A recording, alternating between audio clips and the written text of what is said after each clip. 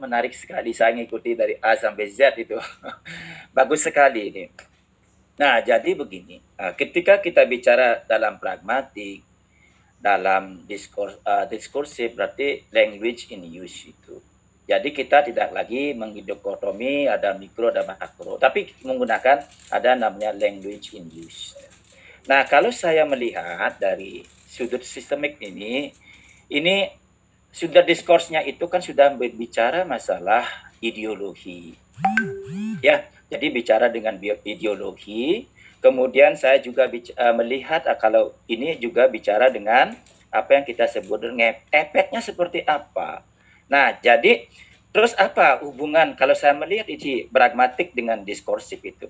Saya melihat begini, pragmatik itu merupakan bagian dari diskursif. Kenapa begitu? Karena kalau kita bicara masalah diskursif, tentu kita harus paham dengan yang disebut dengan pragmatik. Pragmatik di sini pasti kan seperti yang saya katakan tadi, language in use. Kan begitu.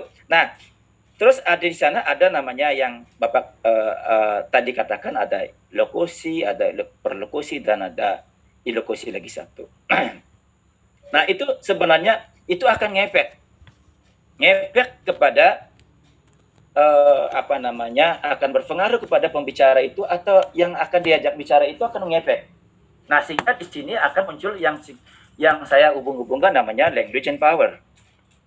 Nah, di sini kalau saya melihat di sini ketika kita bicara dengan diskurs arsitek itu akan muncul yang namanya semiotik di sini.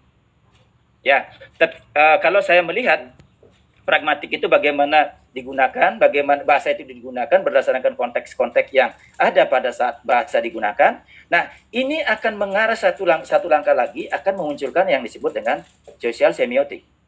Nah, social semiotiknya di sinilah ada letaknya yang disebut dengan diskursif.